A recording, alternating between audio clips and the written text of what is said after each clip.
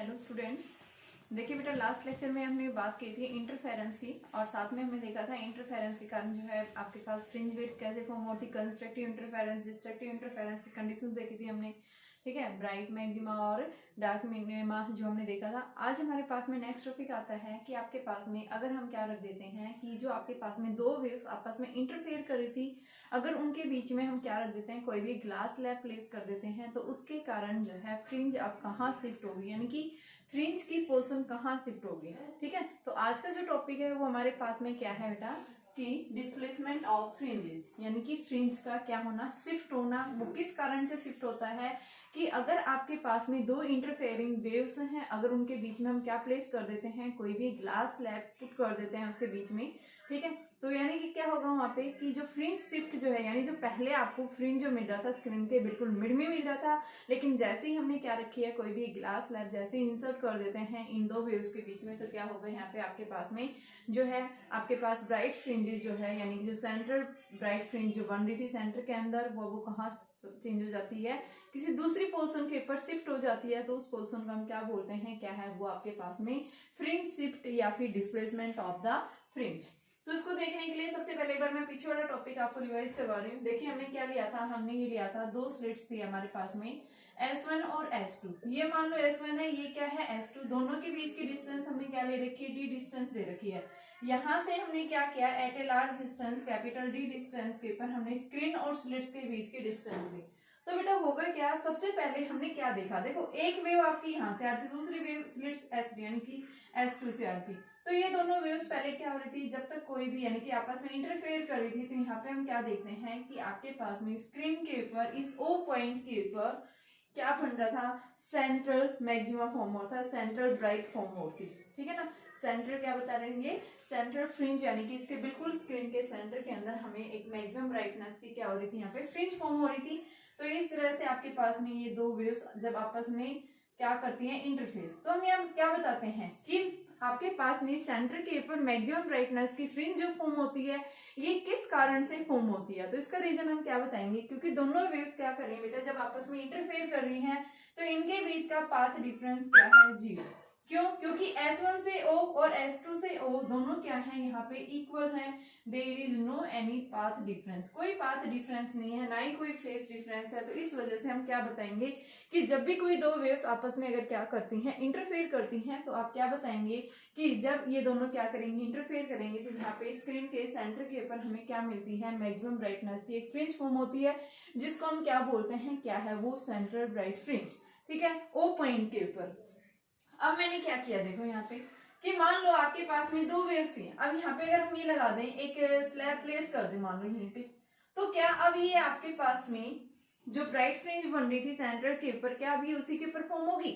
अब आप क्या बताएंगे, नहीं ऐसा नहीं होगा अभी। ठीक है, क्या बनेगा अभी आपके पास में यहाँ पे इसकी पोर्शन में कुछ चेंज आएगा। तो इसको देखने के लिए हमने क्या लिया, मान लो अब हमारे पास में जो केस है वो हम किस तरह का केस लेंगे कि अगर आपके पास में दो वेव्स जब क्या कर रही है, इंटरफेयर कर रही हैं, और इनके बीच में अगर हम क्या रख देते हैं, एक ग्लास स्लैब प्लेस कर देते हैं, तो ग्लास स्लैब प्लेस करने के कारण आपके पास में जो फ्रिंज की जो पोर्शन है वो क्या हो जाती है, किसी दूसरी पोर्शन के ऊपर बेटा शिफ्ट हो जाती है। हमें उसकी पोर्शन को निकालना है, तो हमने क्या ली, फर्स्ट वेव ली, दूसरी वेव यहां से ली, दो वेव्स मान लो यहां मीट कर रही हैं।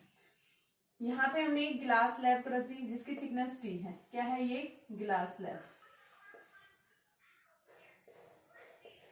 ग्लास स्लैब रखी हमने, इसकी थिकनेस क्या है, T है, रिफ्रैक्टिव इंडेक्स इसका कितना है, न्यू है। ठीक है बेटा, अब यहां से वेव जा रही है, ये एक वेव जा रही है यहां से, दूसरी वेव यहां से जा रही है। अब हम क्या बताएंगे, देखो यहाँ पे जो है क्या आ गई, अब एक ऑब्स्ट्रक्शंस आ गया, एक रुकावट आ गई है।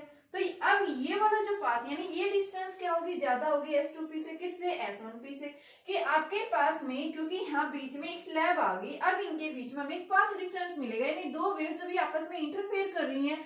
तो यहाँ से जो S2 से जो वेव निकली है, वो वेव इस पी पॉइंट के ऊपर जल्दी पहुंच जाएगी और ये वेव क्या करेगी, थोड़ा लेट पहुंचेगी। क्यों पहुंचेगी, क्योंकि इसके बीच में हमने क्या रख दिया है, एक ग्लास स्लैब रख दिया है और ग्लास स्लैब की थिकनेस क्या है, टी है। देखो जब भी कोई रे ऑफ लाइट किसी एक मीडियम से दूसरे मीडियम में एंटर करती है तो बेटा लाइट की स्पीड क्या हो जाती है, कम हो जाती है। तो यहाँ पे भी इस केस में भी क्या हुआ कि जैसे ही हमने क्या रखा कि आपके पास में जब दो वेव्स इंटरफेयर करी थी, अगर इन दोनों में से किसी एक के बीच में मैंने क्या रख दिया, एक ग्लास स्लैब प्लेस कर दी है, तो ग्लास स्लैब प्लेस करने के कारण क्या होगा, पहले हमें सेंट्रल ब्राइट फ्रिंज यहाँ मिल रही थी जब हमने कोई ग्लास स्लैब प्लेस नहीं की, लेकिन जैसे ही हम ग्लास स्लैब इसके बीच में प्लेस कर देते हैं तो अब ये ब्राइट फ्रिंज यहाँ फॉर्म होगा। अब हमें इनके बीच में कुछ पाथ डिफरेंस भी मिलेगा, तो हमें क्या निकालना है, उस पाथ डिफरेंस को निकालना है सबसे पहले।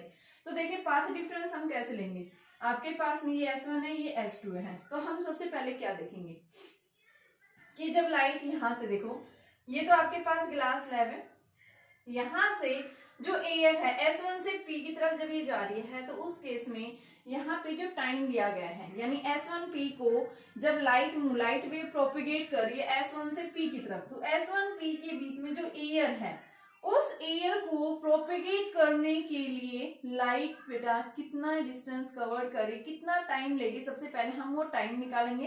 ठीक है, तो यहाँ पे हम क्या लिखेंगे कि आपके पास में जो टाइम जो लिया गया है लाइट के द्वारा जो S1 से P की तरफ मूव कर रही है, तो क्या लिखेंगे, time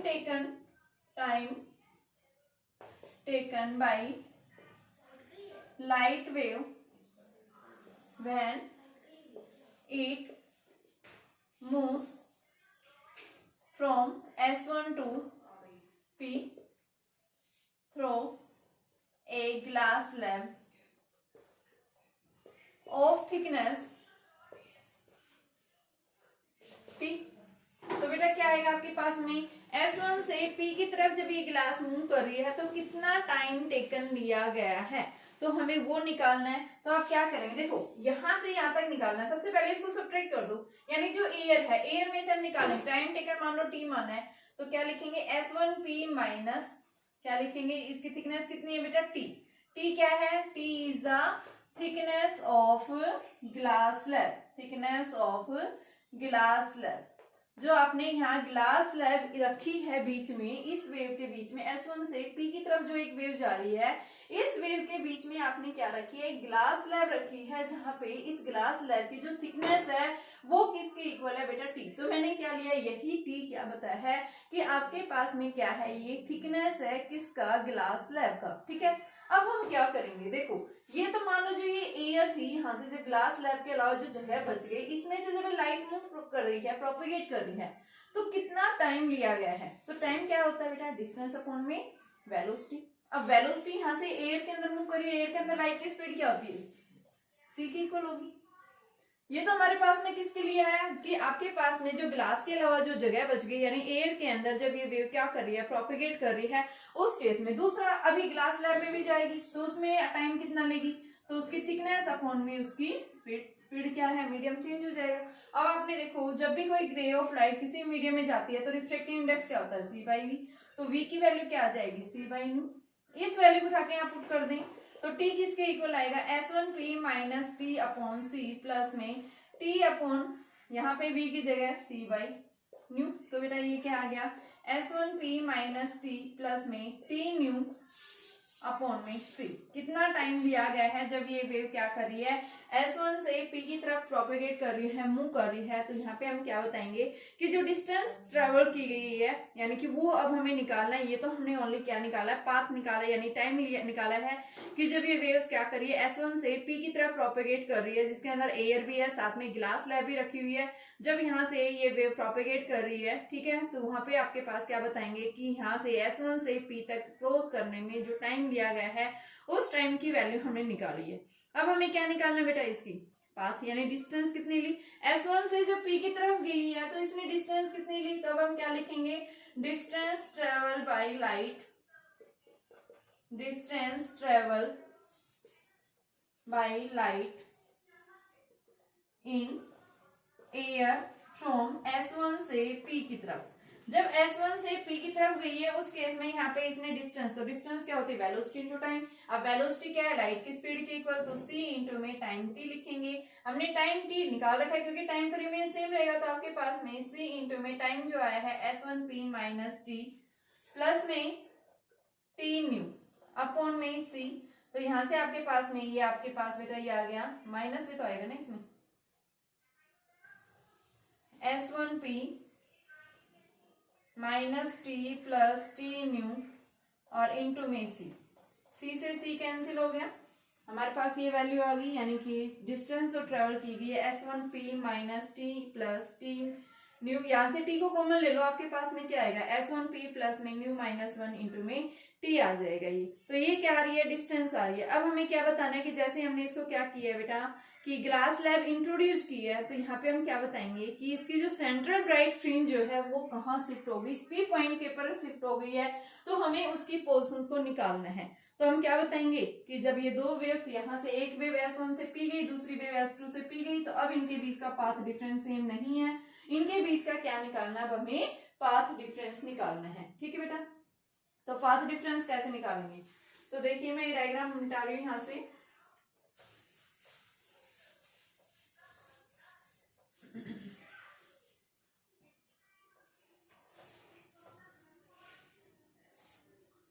When glass slab is not introduced, जब हमने ग्लास स्लैब इंट्रोड्यूस नहीं की थी उस केस में S1p बराबर में किसके इक्वल था, S2p के इक्वल था। ठीक है, अब जैसे हमने इस ग्लास स्लैब को इसके अंदर इंसर्ट की है, तो यहाँ हमने क्या किया है कि आपके पास में क्या बताएंगे, इनके बीच का पाथ डिफरेंस क्या है, 0। अब बेटा मैंने क्या बताया, जैसे हम इस ग्लास स्लैब को इंसर्ट कर देते, मान लो ये मैंने एक बार मैं फिर डायग्राम बना दी क्योंकि डायग्राम के बिना काम नहीं होगा बेटा। आपके पास ये दो वेव्स थी, यहाँ पे हमने एक ग्लास स्लैब रखी थी, ठीक है। अब होगा क्या, यहाँ से आपके पास में ये पॉइंट था, एक रे ऑफ लाइट यहाँ गई, यहाँ से एंगल क्या बनाता है, थीटा। तो S2 जो है ये S1 है, S2p यानी ये वाली लाइट अब जल्दी पहुंचेगी एज कंपेरिजन टू S1p। ठीक है, तो यहाँ पे हम क्या लिखेंगे, now when glass slab is introduced in one of beam, then path difference S2p minus S1p। S2p ज्यादा डिस्टेंस लेगी, क्यों, क्योंकि ये लाइट जल्दी पहुंचेगी, किसके कंपैरिजन, S1p के कंपैरिजन।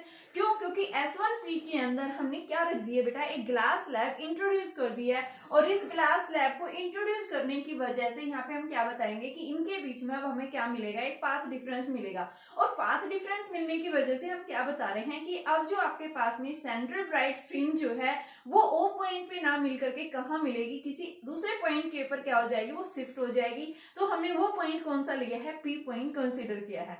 अब हमें क्या करना है, उस P पॉइंट तक जब ये रे ऑफ लाइट जब पहुंची है, यानी कि वेव्स एक तो S1 से निकली है, दूसरी S2 स्लिट से निकली है, तो जब ये दोनों वेव्स इंटरफेयर कर रही हैं, तो इनके बीच का जो पाथ डिफरेंस आया है वो पाथ डिफरेंस किसके इक्वल है। तो हमें क्या निकालना है, उस पाथ डिफरेंस की वैल्यू को डिटरमाइन करना है। तो हम क्या करेंगे, पाथ डिफरेंस को निकालने के लिए S2p में से S1p का सब्ट्रैक्ट कर देंगे, तो हमारे पास में क्या दे देगा, ये पाथ डिफरेंस देगा। तो अब हम इस वैल्यू को रखेंगे, S2p हमने निकाल रखा है और दूसरा यानी कि S2p हमें नहीं पता, S1p हमें पता है, तो यहाँ से हम इसकी वैल्यू रख देंगे। तो यहाँ से हम क्या बताएंगे, जब ये S1p से जब गया है तो इनके बीच का जो पाथ डिफरेंस जो आ रहा है वो किसके इक्वल आ रहा है, S2p माइनस, रखो ये वैल्यू, तो क्या आ रहा है, ये S1p प्लस में न्यू माइनस 1 इंटू टी, ये वैल्यू आई। यहाँ से बेटा मैंने ये डिस्टेंस निकाल रखी थी, S1 से P तक जब क्रॉस किया है तो उसने डिस्टेंस ये लिया है, तो यहाँ से हमारे पास क्या आएगा, S2p माइनस S1p और यहाँ से minus mu minus 1 into t, ये वैल्यू आ गई आपके पास में। और यहाँ से हम इसको क्या लिख सकते हैं, S2p माइनस S1p, ये हमारे पास में पाथ डिफरेंस होता है, तो इसको S2p1 माइनस S1p, इसको मैं इस तरह से लिख सकती हूँ, न्यू माइनस 1 इंटू में टी, ये मेरे पास डेल्टा एक्स आ गया, निकाल दिया ये। अब यहाँ से हम कंडीशंस लगाएंगे कि आपके पास में अगर क्या बन रहा है, ये इनके बीच में जब दो वेव्स आपस में इंटरफेयर कर रही हैं उस केस में यहाँ पे इनकी जो फ्रिंज विड्थ जो होगी, वो फ्रिंज जो शिफ्ट होगी वो कहाँ पे आ जाएगी। अब देखिए बेटा, हमने पीछे केस में क्या पढ़ा था कि जब आपके पास में जब कोई भी ग्लास स्लैब जब आपने इंसर्ट नहीं की थी, उस केस में हमने पाथ डिफरेंस निकाला था जब ये दोनों वेव्स यहाँ पे इंटरफेयर कर रही थी ओ पॉइंट के ऊपर, जब ये ग्लास स्लैब प्रेजेंट नहीं थी, उस केस में S2P माइनस S1P किसके इक्वल आया था, y d बाई डी, यही वैल्यू आ रही थी।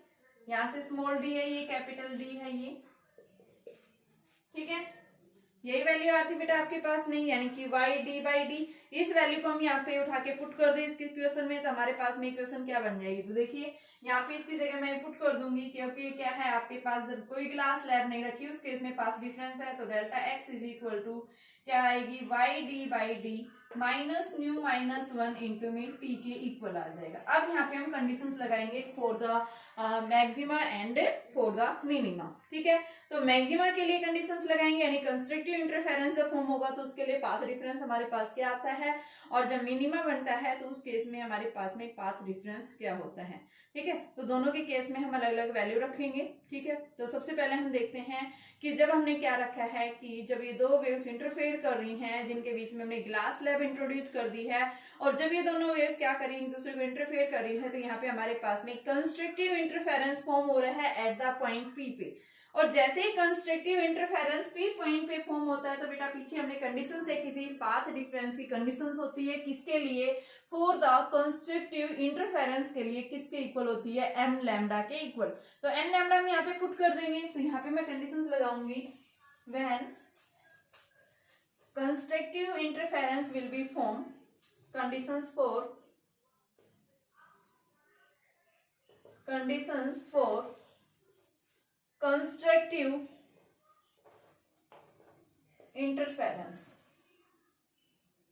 अगर आपके पास में कंस्ट्रक्टिव इंटरफेरेंस फॉर्म हो रहा है तो उसमें केस में डेल्टा एक्स क्या होता है, एन लैम्डा। तो यहाँ पे हम कंपेयर करेंगे इसको, तो आपके पास में n lambda is equal to y d upon d minus mu minus 1 into t, ये हमारे पास में वैल्यू आ रही है, ठीक है।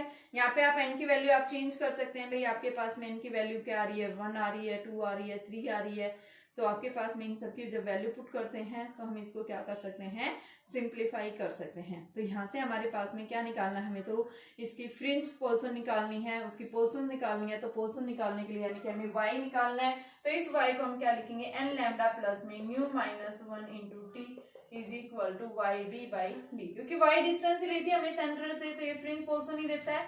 तो आपके पास में क्या आ जाएगा, यानी कि n lambda plus new minus 1 T D by D बराबर में y, ये आ गई है। n की वैल्यू हम क्या रख दें, यहाँ पे 1 रख दें। तो जब आप n की वैल्यू क्या ले रहे हैं, 1 ले रहे हैं, तो उस केस में हमारे पास में वैल्यू क्या हो जाती है, अगर मान लो यहाँ पे ये प्रेजेंट ही नहीं है, तो उस केस में आपके पास में if glass slab is not introduce, तो रिफ्रैक्टिव इंडेक्स क्या होगी यहाँ पे 0। If glass slab is not present, तो न्यू क्या हो गया 0, न्यू 0 आ गया, तो यानी n lambda d by d is equal to y, यानी ये पोर्शंस आ जाती है, और यही पोर्शन हमारी किसकी होती है, कंस्ट्रक्टिव इंटरफेरेंस की। लेकिन अगर यहाँ पे ये प्रेजेंट है, तो उस केस में आप क्या बताएंगे कि आपके पास में जो ये इसकी पोर्शंस आएगी, फ्रिंज पोर्शन, फ्रिंज डिस्प्लेसमेंट की वैल्यू जो आती है वो किसके इक्वल आएगी, यानी डी डी लैम्डा अपॉन में, यानी यहाँ से हम वैल्यू रख सकते हैं ये कि y is equal to n lambda plus में न्यू माइनस 1 इंटू में t इंटू डी बाई, ये कंडीशंस आ रही है जब क्लास लैब इसके अंदर इंट्रोड्यूस कर रखी है, उस केस में हमारे पास में। अब हमें निकालना क्या है, डिस्प्लेसमेंट निकालना है किसी भी ब्राइट फ्रिंज के लिए। तो ब्राइट फ्रिंज के लिए आप कंडीशंस लगा दो, तो आपके पास में दो कंजुगेटिव डिस्टेंसेस के बीच का डिफरेंस ले लो। तो मान लो आपके पास में ये वाई डैश है, प्रेजेंट नहीं है, और ये जब आपने ग्लास लैब इंट्रोड्यूस कर रखी है उस केस में है, तो इन दोनों का आप क्या ले लो, डिस्प्लेसमेंट निकाल लो। तो displacement of the bright fringe, तो हमारे पास में क्या आ जाएगा, फ्रिंज शिफ्ट आ जाएगी। तो क्या आ जाएगा, डिस्प्लेसमेंट ऑफ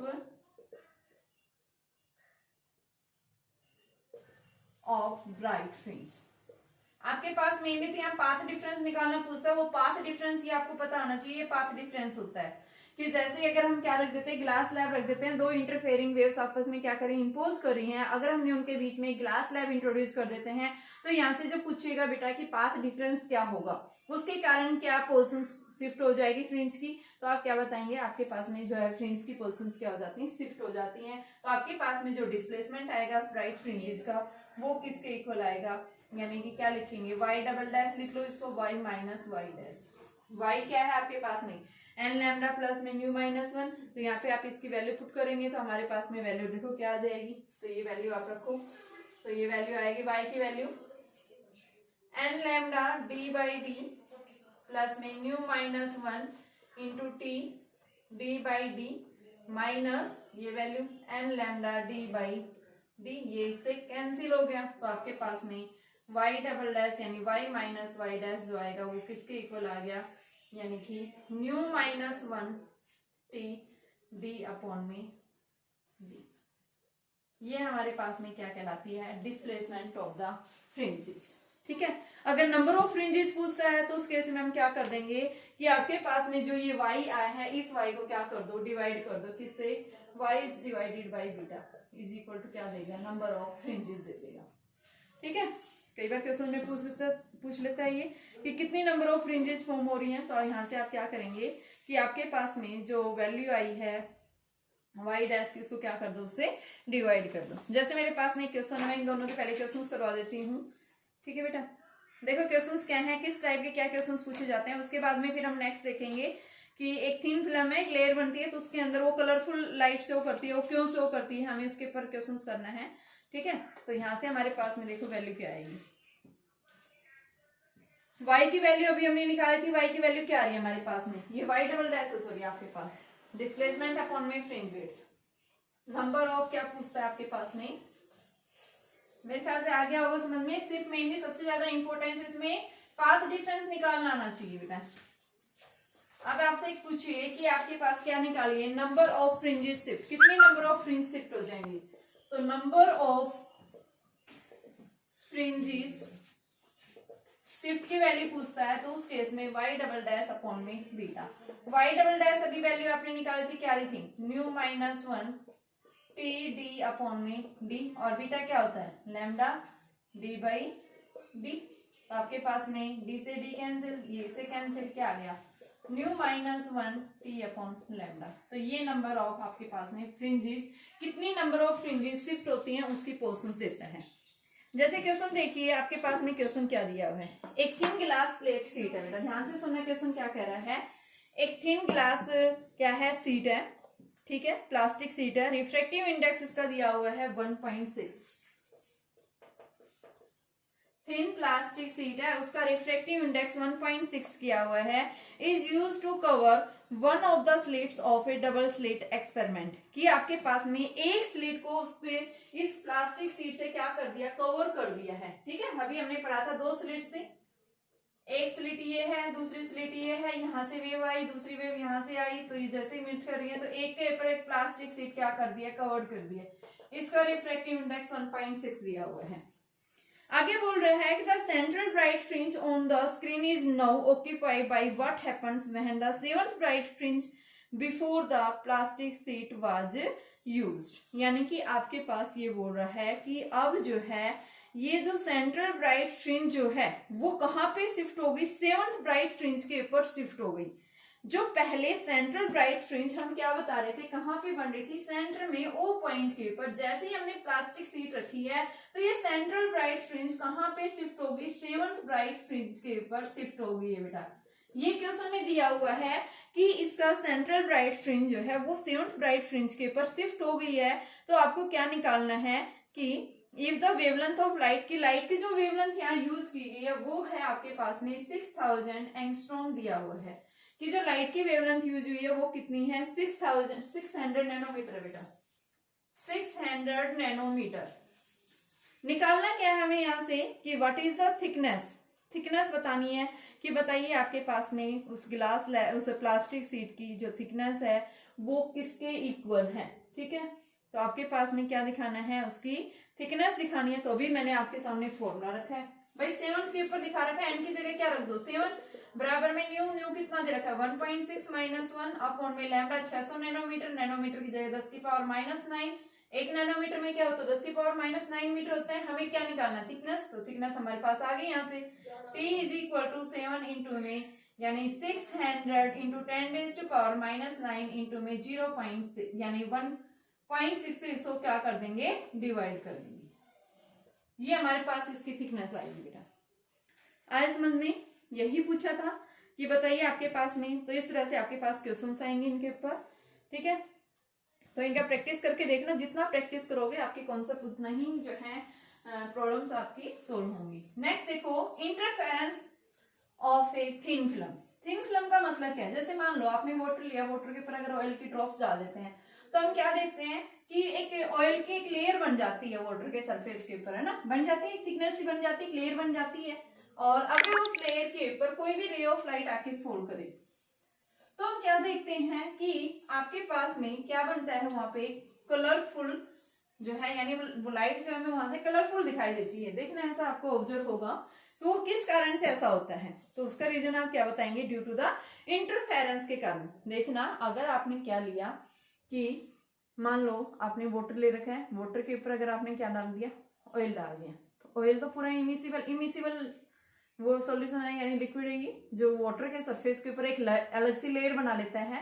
और जैसे उसके ऊपर कोई भी एक व्हाइट लाइट आके फॉल करेगी, बीम ऑफ लाइट, यानी बीम का मतलब तो ग्रुप ऑफ लाइट, यानी एक सिंगल रे ऑफ लाइट जैसी आके फॉल कर रही है, तो हम क्या देखते हैं कि आपके पास में वही रे ऑफ लाइट क्या हो जाती है, यानी कि इंटरफेरेंस के फिनोमिना को शो करती है, वो चमकने लग जाती है, कलरफुल दिखाई देती है, 7 कलर्स को कंसिस्ट करती है। तो उसका रीजन क्या है, ठीक है, तो उसका रीजन हम मेनली, यानी वो कलरफुल जो है आपके पास में लाइट एमिट हो रही है, वो किस कारण से ऐसा हो रहा है, तो उसका रीजन क्या बताएंगे आपके पास में, ड्यू टू द इंटरफेरेंस। वहां से कुछ लाइट रिफ्लेक्ट हो जाती है, कुछ लाइट क्या हो जाती है, ट्रांसमिट हो जाती है। तो यानी इंटरफेरेंस पैटर्न जो है उसके अंदर क्या होता है, रिफ्लेक्शन का फिनोमिना भी होता है और ट्रांसमिशन का भी फिनोमिना होता है। तो दोनों केस हम पढ़ेंगे उसके अंदर कि आपके पास में वो जो थिन फिल्म है वो क्या करती है, कलरफुल दिखाई देती है, उसके पास में क्या है, 7 colours of ray of light है जाके फॉल करते हैं। ठीक है, तो वो उसका रीजन क्या बताएंगे, ड्यू टू द इंटरफेरेंस के कारण। सीधा से आपने जवाब देखना है। अब हमें क्या निकालना है, उसके लिए हमें डेरिवेशन करनी है कि इंटरफेरेंस के केस में और इंटरफेरेंस के अंदर जब रिफ्लेक्शन हो रहा है या फिर जब ट्रांसमिटेंस हो रहा है, ट्रांसमिटेड लाइट ट्रांसमिट हो रही है, तो किस तरह से हम उसकी मैक्सिमा और मिनिमा की कंडीशंस निकालेंगे। ठीक है, लाइट कहीं ब्राइटनेस कहीं ज्यादा चमकती कहीं कम चमकती है, तो वो ऐसा क्यों हो रहा है, हमें उसका डेरिवेशन करके दिखाना है। तो बेटा हमारे पास में नेक्स्ट टॉपिक आता है interference in a thin film. ठीक है, ड्यू टू थिन फिल्म, तो यहाँ पे आपके पास में नेक्स्ट टॉपिक है इंटरफेरेंस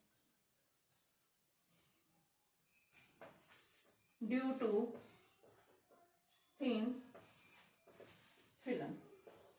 यहाँ पे फिल्म का मतलब क्या है, एक लेयर। लेयर का मतलब क्या है, जैसे मैंने बताया भाई, आप इसको समझने के लिए ले सकते हैं कि आपके पास में वाटर के सरफेस के ऊपर अगर आप क्या कर देते हैं, ऑयल की कुछ ड्रॉप्स डाल देते हैं, तो हमारे पास में एक लेयर आती है, उस लेयर के पास में कुछ थिकनेस होती है। ठीक है, और उस लेयर के ऊपर जैसे कोई भी एक रे ऑफ लाइट आके फॉल करती है, तो क्या करता है, वो 7 कलर्स के अंदर अपने फिनोमिना को इफेक्ट को शो करती है। तो अब हमें क्या देखना है कि वहां से जैसे ही रे ऑफ लाइट जाती है, उस लेयर के ऊपर फॉल करती है, उस फिल्म के ऊपर फॉल करती है, तो कुछ ऑफ रे ऑफ लाइट है, यानी कि वहां से क्या हो जाती है, रिफ्लेक्ट हो जाती है, कुछ का क्या हो जाता है, वहां से ट्रांसमिट हो जाती है। तो हमें क्या करना है, उस कॉन्सेप्ट को निकालना है कि भाई आपके पास में कंस्ट्रक्टिव इंटरफेरेंस जो बनेगा रिफ्लेक्शन के केस में वो क्या होगा। ठीक है, डिस्ट्रक्टिव की कंडीशन क्या बनेगी, और साथ में जब रिफ्लेक्शन यानी ट्रांसमिट हो जाती है लाइट, तो उसकी कंडीशंस क्या बनेगी। तो उसको देखने के लिए हम यहाँ पे क्या लेते हैं, सबसे पहले एक सरफेस फिल्म कंसीडर करेंगे। ये मैंने एक सरफेस फिल्म कंसीडर कर ली। ठीक है, जैसे पानी के अंदर एक क्या बन जाती है, ऑयल की एक लेयर बन जाती है। मान लो इस लेयर की जो थिकनेस है वो किसके इक्वल है, टी के इक्वल है। ठीक है, अब यहां से क्या हुआ, मान लो इसको मैंने इस सरफेस को क्या माना, पी क्यू आर एस माना। सबसे पहले यहां से कोई भी रे ऑफ लाइट आके फॉल हुई, क्या होगा, यहाँ पे रिफ्लेक्शन होगा। कुछ रे ऑफ लाइट यहां से क्या हो जाती है, रिफ्लेक्ट हो जाती है, रिफ्लेक्ट होगी इस मीडियम में। तो ये मान लो यहां से रे ऑफ लाइट रिफ्लेक्ट होगी, आई एंगल बनाए यहां से। अब ये रे ऑफ लाइट रेयर से डेंसर, यहाँ रेयर है, रेयर में रिफ्रैक्टिव इंडेक्स एयर का 1 होता है, ये डेंसर मीडियम है, डेंसर मीडियम में रिफ्रैक्टिव इंडेक्स न्यू ले रखा है मैंने। मान लो वाटर के अंदर क्या है, ऑयल है, ऑयल के ऊपर आपके पास रिफ्रैक्टिव इंडेक्स न्यू है ये, ठीक है। अब ये रे ऑफ लाइट यहाँ से रेयर से डेंसर में जाएगी तो नॉर्मल की टुवर्ड्स बेंड होगी, तो इसके साथ में एंगल क्या बनाएगा, आर बनाएगा। अब क्या होगा बेटा, यहाँ से फिर से ये रे ऑफ लाइट, यहां से मान लो ये ए बी एक ray of light I, B से फिर सी, सी पे फिर से क्या होगा, रिफ्लेक्शन होगा। कुछ रे ऑफ लाइट यानी जिस एंगल से आके फॉल हुई थी उसी एंगल से क्या कर जाएगी, ये रिफ्लेक्ट कर जाएगी, और फिर से क्या होगा, यहां से इसका डेंसर से रेयर में जा रही है तो नॉर्मल से अवे बेंड होगी, ठीक है। ये हमारी क्या है, ट्रांसमिटेड रे, ए बी सी पॉइंट पे गया, सी पॉइंट से हमारे पास में ट्रांसमिटेड रे आ रही। इस न्यू टू को मैं यहां लिख रही हूँ, न्यू टू किसके इक्वल है, न्यू के इक्वल। ये आपके पास में मान लो सी। अब फिर से यहां से क्या होगा, आपके पास में जैसे ये रे ऑफ लाइट आई यहां से, तो यहां से भी क्या हो जाएगा बेटा, फिर से आपके पास में रिफ्लेक्शन होगा, और कुछ रे ऑफ लाइट यहां से क्या हो जाएगी, जो है अवे बैंड हो जाती है। तो ये इसका रिफ्लेक्शन हुआ, और यहां से डेंसर से रेयर में जा रही है तो डेंसर से रेयर नॉर्मल से अवे बैंड हो जाएगी। तो ये मेरे पास पॉइंट है, डी पॉइंट है। अब इसको हमें क्या करना है कि देखना है कि जब ये रे ऑफ लाइट एक मीडियम से दूसरे मीडियम में जा रही है तो इसमें कुछ रे ऑफ लाइट का रिफ्लेक्शन हुआ, कुछ का क्या हो गया, यहाँ से रिफ्लेक्शन हुआ। इसका क्या हुआ, रिफ्लेक्शन, ये मान लो आपके पास में रिफ्लेक्टेड रे है, इसको मान लो R1 मान लो, इसको आप R2 मान लो, DR2, यहाँ से इनके बीच में देखो बेटा, ये रे ऑफ लाइट जब रेयर से डेंसर में गई, डेंसर से फिर रिफ्लेक्ट होकर फिर यहाँ पे आई है, तो यानी ये वाली जो लाइट है ये थोड़ा लेट पहुंचेगी यहाँ से, यानी ये जो R2 है यहाँ से जो रे आई है ये थोड़ा लेट पहुंची है, जबकि ये जो BR1 है ये लाइट क्या होगी, जल्दी पहुंची है। यानी ये क्या करेगा बेटा कि एयर के अंदर ही मूव करे, रिफ्लेक्ट होकर वापस उसी मीडियम में आ गई, तो यानी यहाँ पे इसका पाथ डिफरेंस, ये जो डिस्टेंस कम लेगा ये डिस्टेंस कवर करने में क्या लेगा, ज्यादा लेगा, तो यानी इनके बीच में हमें क्या मिलेगा, एक पाथ डिफरेंस मिलेगा। भाई हम क्या बताते हैं कि आपके पास में इंटरफेरेंस की कंडीशंस कब बनती है, जब आपके पास में एक मोनोक्रोमेटिक सोर्स से क्या मिले, कोहेरेंट रे ऑफ लाइट। अभी आपके पास में BR1 और DR2 कैसी है, कोहेरेंट रे ऑफ लाइट ही है, कहां से आई, AB से ही तो आई है भाई। AB क्या है, आपके पास एक मोनोक्रोमेटिक सोर्स ऑफ लाइट आई है, इस मोनोक्रोमेटिक सोर्स ऑफ लाइट से ही हमारी BR1 निकली है और BR2 निकली है, लेकिन DR2 थोड़ा लेट पहुंची है, BR1 यहाँ पे क्या आ गई, जल्दी है, इसने डिस्टेंस कवर्ड, यानी ज्यादा डिस्टेंस, जल्दी यानी कि कम डिस्टेंस कवर्ड की, इसने क्या की, देखो ये यहाँ से डेंसर में गई और फिर डेंसर से वापस आ रही है, तो ये यहाँ से बाहर निकलने में थोड़ा टाइम लगाएगी, बल्कि ये यहाँ से क्या होगी, तुरंत रिफ्लेक्ट होकर बाहर निकल गई। तो ये क्या करेगा, यानी कि ये पहले ही मान लो यहाँ पहुंच गई और ये यहाँ पहुंचा, तो इनके बीच में हमें क्या मिल गया, एक पाथ डिफरेंस मिल गया। क्या मिला इनके बीच में, हमें पाथ डिफरेंस। तो हमें क्या करना है, सबसे पहले जो दो रिफ्लेक्टेड रेज थी BR1 और DR2, हमें इन दोनों के बीच का क्या निकालना है, एक पाथ डिफरेंस निकालना है। तो इस पाथ डिफरेंस को हम कैसे निकालेंगे, तो इसी पाथ डिफरेंस को निकालने के लिए, यानी कि आपके पास में जब भी क्या हो रहा है कि कोई भी रे ऑफ लाइट जब एक थिन फिल्म के अंदर आके फॉल हुई है, तो बेटा यहाँ पे आप क्या बताएंगे, आपके पास में क्या बनेगी, कुछ रेज यहाँ से रिफ्लेक्ट हो जाती हैं, कुछ रेज यहाँ से ट्रांसमिट हो जाती हैं, ठीक है।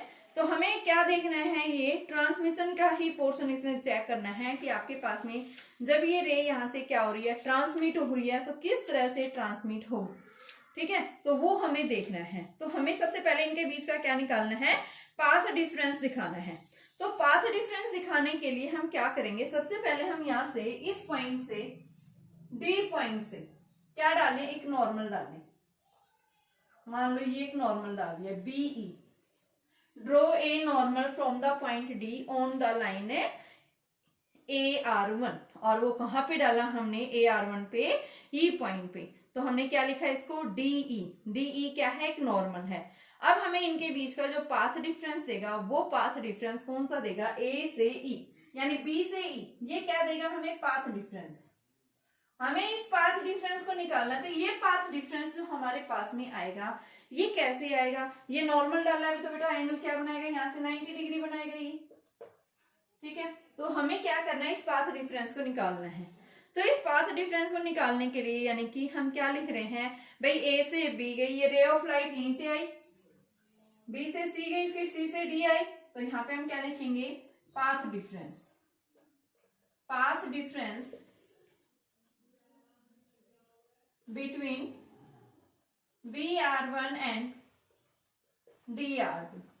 तो आपके पास में डेल्टा P या डेल्टा X किसके इक्वल आएगा, BC प्लस में CD इंटू न्यू हो गया, ये B से C, C से D न्यू हो गया, प्लस में आपके पास में क्या हुआ यहाँ से कि D से E के बीच का डिफरेंस क्या आ रहा है, ठीक है, वो एयर के अंदर मूव कर रही है, तो यहाँ से हम क्या करेंगे कि इन दोनों के बीच का जो पाथ डिफरेंस ये तो किसके अंदर है, इन फिल्म माइनस BE,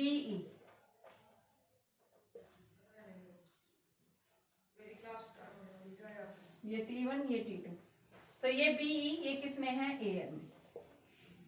अब हमें क्या निकालना है, इनका पाथ डिफरेंस निकालने के लिए BC चाहिए हमें, CD चाहिए हमें, क्या चाहिए, BE चाहिए। तो इनको हम कैसे निकालेंगे, B से C, C से D और B से E, इन डिस्टेंसेस को निकालने के लिए बेटा हम क्या करेंगे, यहाँ से सबसे पहले आप थोड़ी सी ज्योमेट्री हम यूज करेंगे। तो सबसे पहले हम कौन सी ज्योमेट्री यूज करेंगे, तो इसको ज्योमेट्री को यूज करने के लिए मैंने यहाँ से इस नॉर्मल को ऊपर की तरफ यूं का यूं लेती गई, इस पॉइंट को मैंने नाम दे दिया G पॉइंट नाम दे दिया, ये R बन रहा है, ठीक है, तो ये हमारे पास में कितना बनेगा, 90 माइनस आई, ये कितना बनेगा बेटा, देखो आपके पास एक राइट एंगल ट्राइंगल है, यहाँ पे हम क्या लिखते हैं 90 माइनस आई प्लस 90 प्लस में, यानी ट्राइंगल्स के तीनों एंगल्स का सम 180 होता है, तो 180 से 180 कैंसिल, x माइनस आई बराबर 0, x किसके इक्वल आ गया, आई, यानी ये जो ऊपर वाले ट्राइंगल है इसका ये एंगल जो है किसके इक्वल होगा, आई के इक्वल होगा, निकाल दिया।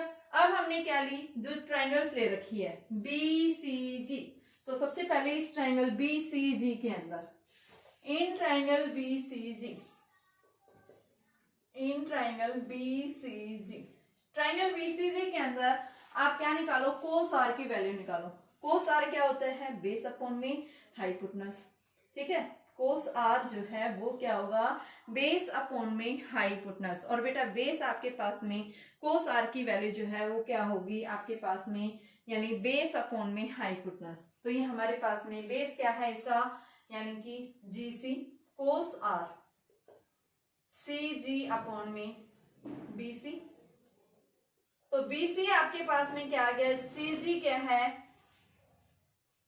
थिकनेस के इक्वल है, तो इसको हम क्या लिखेंगे, T upon cos of r. In the similar way, ये तो हमने BC निकाला, इसी तरह से हम CD निकालेंगे, तो CD के अंदर रिफ्लेक्शन हुआ, ये भी क्या बनेगा, R बनेगा, तो आपके पास में क्या आ जाएगा, कोस R इज इक्वल टू, यानी क्या आएगा CG अपॉन में CD, तो यहाँ से CD is equal to CG upon में कोस ऑफ R, और ये T upon cos of R निकाल दिया, BC निकाल दिया, साथ में CD निकाल दिया, दोनों वैल्यूज आ गई। अब B से E हम कैसे निकालेंगे, अब इस B से E को निकालने के लिए हम क्या करेंगे, आपके पास में जो ट्राइंगल बन रही है, कौन सी ट्राइंगल बन रही है, इसी ट्राइंगल से आपके पास में जो BCG है इसी से आप tan r ले लो, तो tan r की वैल्यू हमारे पास में क्या आएगी, ठीक है, tan r होता है परपेंडिकुलर अपॉन में बेस, तो परपेंडिकुलर हमारे पास में क्या है, यानी कि ये हो गया BG, ये परपेंडिकुलर ही है, और बेस आपके पास AG, तो in triangle BCG tan r is equal to BG upon में CG, BG हमें निकालना है, BG अपॉन CG, CG की वैल्यू T है, तो ये हमारे पास में यानी कि क्या आ गया, tan r is equal to BG upon में T के इक्वल आ गया, तो हम क्या लिख सकते हैं, BG is equal to T tan r, B से G हमारा आ गया, तो टोटल B से D कितना हो गया, टोटल BD जो है वो किसके इक्वल होगा, ट्वाइस ऑफ BG, और इसको 2T tan r लिख सकते हैं, 2T tan r, तो हमारे पास में क्या आ गया, 2T tan r आ गया। अब हमें निकालना क्या है, यहाँ से हमें तो चाहिए BE चाहिए, अब इस BE की वैल्यू को हम कैसे निकालेंगे, तो इस BE की वैल्यू को निकालने के लिए हम ऊपर वाले ट्राइंगल लेंगे, कौन सी, BED, और इस BED से आप क्या लो, साइन आई की वैल्यू लो, ठीक है, तो यहां से लिखेंगे इन ट्राइंगल BED इस ट्राइंगल बीईडी जो ट्राइंगल बन रही है, इस ट्राइंगल में साइन आई की वैल्यू लो।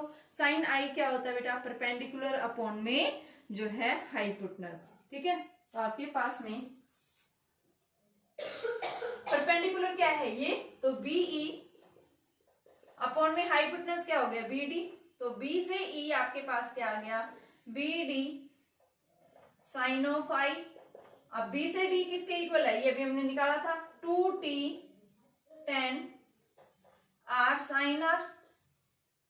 ठीक है, tan r की वैल्यू हमें पता है, साइन r की वैल्यू हमें पता है। सबसे पहले हम क्या लिखेंगे? इसको यहां से इसकी वैल्यू रखूंगी। तो बेटा देखो मेरे पास में, मैं इसको मिटा रही हूँ यहाँ से, पर इसका तो मैं यूज करूंगी। तो यहाँ से देखिए मैं इसी को मिटा रही हूँ। देखो एक बार नोट कर लो इसको, ताकि मैं मिटाऊं कोई दिक्कत ना आए, क्योंकि वैल्यू रखनी है मुझे यहाँ से इनकी। देखा आपने, बीसी की वैल्यू भी मैं क्या रख रही हूँ? यहाँ पे रख लेती हूँ t upon cos of r plus में t upon cos of r into में न्यू और माइनस बीई। बीई हमें निकालना है, तो अब मैंने वैल्यू पुट कर दी, मैं इसको मिटा देती हूँ। तो हमारे पास देखो वैल्यू क्या आ जाएगी? बीई इज इक्वल टू, यानी 2t tan r की वैल्यू क्या आएगी? साइन r अपॉन में कोस r इंटू में साइन r। इसको हम क्या लिख सकते हैं? साइन स्क्वायर r अपॉन में कोस ऑफ r। ये वैल्यू आ गई हमारे पास में। बीई की वैल्यू रख दी, ए के अंदर मूव कर रही है ये रे ऑफ लाइट। यहां से अब इसकी वैल्यू को पुट करेंगे, तो आपके पास में वैल्यू आ रही है ए से ई जो आ रहा है 2t यानी कि साइन स्क्वायर r। अब यहां से देखो आप इसकी वैल्यू रखेंगे। आप यहां से क्या करो, सबसे पहले एक कंडीशन और लगाओ। यहां से हमारे पास में देखो स्नेल्स लॉ लगाएंगे। कौन से पॉइंट के ऊपर? जब ये रे ऑफ लाइट, सबसे पहले कोई भी रे ऑफ लाइट जब आके गिरी है ना, तो वहीं पे आप इसका स्नेल्स लॉ लगाओ एक बार। तो स्नेल्स लॉ देखो क्या कहता है आपके पास। तो Snell's law by using Snell's law at point B point पे स्नेल्स लॉ लगाएंगे। तो mu one sine i mu two sine of r, mu one के इक्वल है, तो साइन आई बराबर में न्यू साइन आर। ठीक है बेटा, तो यहां से हमने क्या रखा था? बीडी की वैल्यू रखी थी। बीडी हमारा 2t tan आ रहा था, और ये आई था, यहां से आर नहीं था, ये tan आई हो गया। यहां से आप आई रखोगे, sine I sine R sine I. Sine I की वैल्यू उठा के यहाँ पुट करो, तो बीई क्या बनेगा? देखो 2t sine of r upon cos of r mu sine of are. तो ये बन गया 2 mu t sine square are upon cos of r. क्या निकाल दिया? बीई भी निकाल दिया, बीसी सीडी तीनों चीज निकाल दिया। अब इनके बीच का हम पाथ डिफरेंस निकाल सकते हैं। तो पाथ डिफरेंस हमारे पास क्या आ जाएगा? यानी delta x is equal to 2t upon cos of r, mu t भी आएगा, ये न्यू ले लो, 2 न्यू टी और minus 2 mu t sine square are upon cos of are.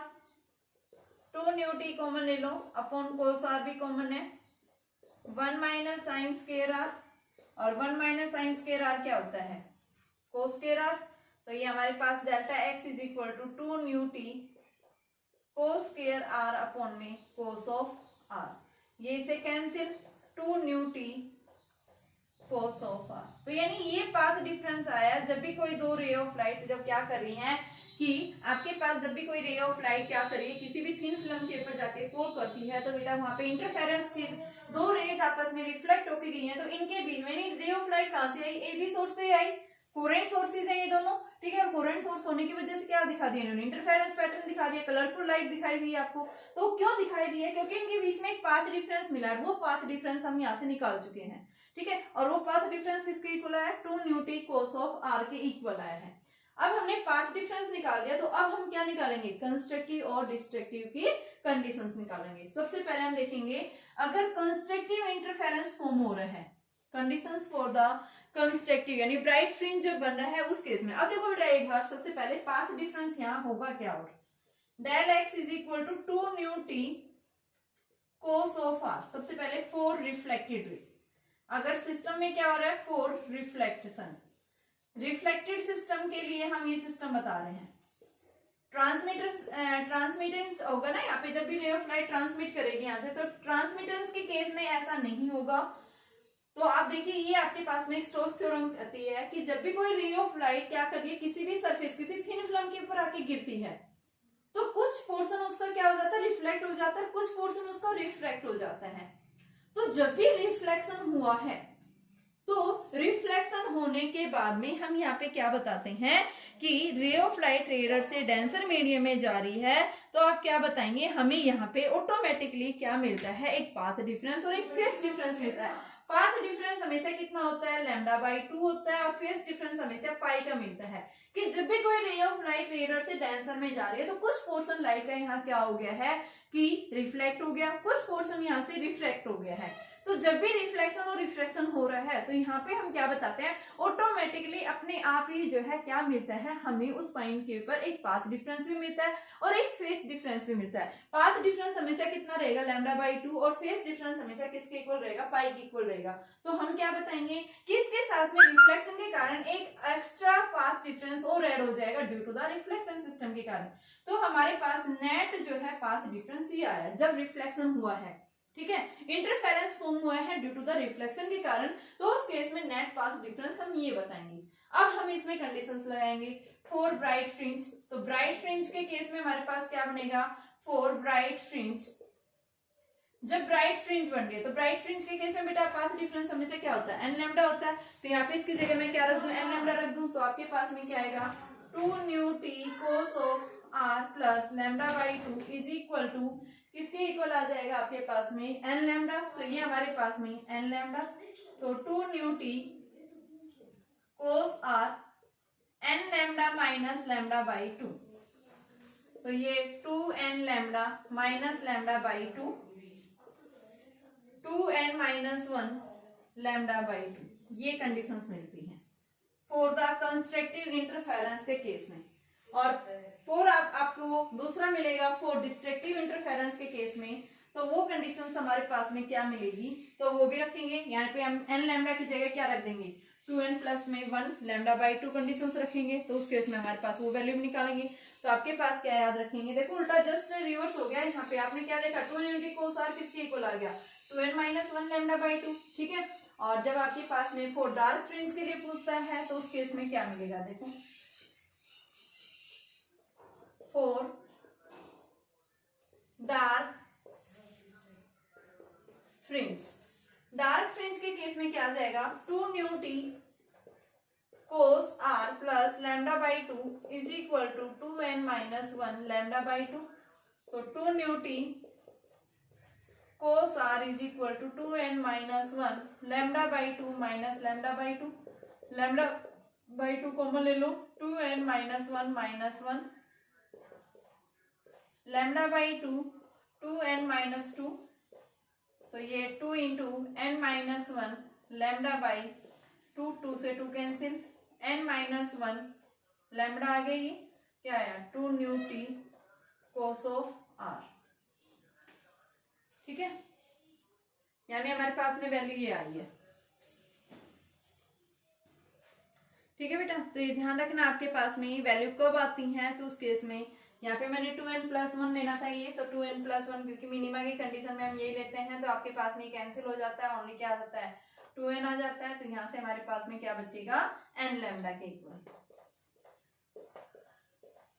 तो ये हमारे पास में क्या कंडीशंस हैं, जब भी एक थिन फिल्म है, थिन फिल्म के थ्रू इंटरफेरेंस हो रहा है, या इससे पहले वाला टॉपिक मैंने बताया था कि अगर दो वेव्स इंटरफेयर कर रही हैं और उनके बीच में आपने कोई भी ग्लास स्लैब रख दी है, तो उस केस में आपके पास में यहाँ पे यानी कि इनकी कंडीशंस क्या होंगी, ठीक है, ब्राइट और डार्क के लिए। तो ये तो मैंने रिफ्लेक्टेड के केस में बताया था कि जब भी रिफ्लेक्टेड सिस्टम होगा तो उसमें हमने एक एक्स्ट्रा पॉइंट और ऐड कर देना है, तो हमारे पास में ये ब्राइट फ्रिंज के लिए आ गया, फिर ये डार्क के लिए।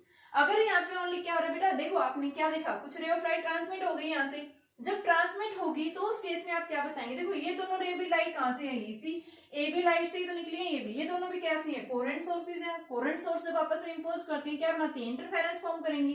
तो यहाँ पे हम क्या बताएंगे कि आपके पास में जब ये ट्रांसमिट हुआ है, तो ट्रांसमिटेंस के केस में आप ये λ/2 नहीं लेंगे, और उस केस में आपके यहाँ पे लिख देना for transmitted system, transmitted system. जब सिस्टम कैसा है, ट्रांसमिटेड सिस्टम है बेटा, तो उस केस में हमारे पास में वैल्यू क्या आ गई, यानी 2 µt cos r is equal to n lambda for bright के लिए, और फॉर डार्क के लिए क्या आ जाएगा 2 µt cos r 2n+1 λ/2। ये हमारे पास डार्क होगा। तो ये ध्यान रखना आपने, और कुछ नहीं करना। तो इनके न्यूमेरिकल्स करके देखना। कल में एक लास्ट टॉपिक और बचा है इसका डिफ्रैक्शन, तो कल हम डाइफ्रैक्शन और करवा देंगे, खत्म हो जाएगा आपका ये सिलेबस। ठीक है।